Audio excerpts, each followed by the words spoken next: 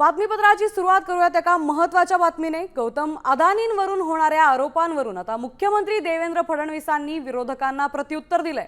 अदानींचं केवळ महाराष्ट्रातच नव्हे तर काँग्रेस शासित राज्यातील मुख्यमंत्र्यांसोबतचे फोटो दाखवून फडणवीसांनी विरोधकांचा दुटप्पीपणा जाहीर सभेत उघड केलाय।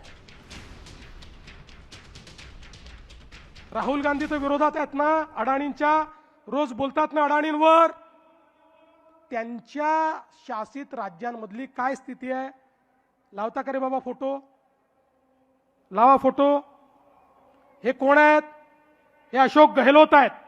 राजस्थानमध्ये मुख्यमंत्री असताना अडाणींना बोलवून 66,000 कोटी रुपयाची गुंतवणूक घेतली। दुसरा लावा। दुसऱ्याचा फोटो आला नाही, पण मी सांगून देतो। छत्तीसगड भूपेश बघेल, हे भूपेश बघेल नाही, ते पुढचे आहेत, थांबा इथे। भूपेश बघेल 55,000 कोटी रुपयाची गुंतवणूक घेतली। हे कर्नाटकचे काँग्रेसचे सिद्धरामय्याजी, हे राजेश अडाणींसोबत या ठिकाणी बसले आहेत। डी.के. शिवकुमार साहेब, त्यांचे उपमुख्यमंत्री तेही बसले आहेत। 25,000 कोटी रुपयाची अडाणींची गुंतवणूक त्या ठिकाणी झाली।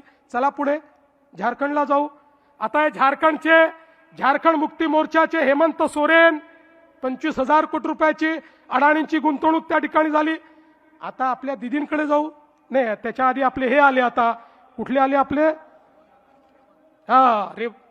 रेवंत रेड्डी, हे आपले तेलंगणाचे। त्यांची किती गुंतवणूक आहे जरा बघू द्या। तेलंगणाची देखील 25,000 कोटी रुपयाची गुंतवणूक या ठिकाणी तेलंगणाची। आपल्या दिदी किती शिव्या रोज देतात मोदीजींना। रोज मोदीजींना शिव्या देणाऱ्या दिदी, रोज भाजपवर बोलणाऱ्या दिदी, यांनी पण अडाणींना बोलवलं। काय सुंदर फोटो आहे बघा, एकमेकाला नमस्कार करून राहिले। जसं तुम्ही बोलवून नमस्कार केला तसाच आहे हा।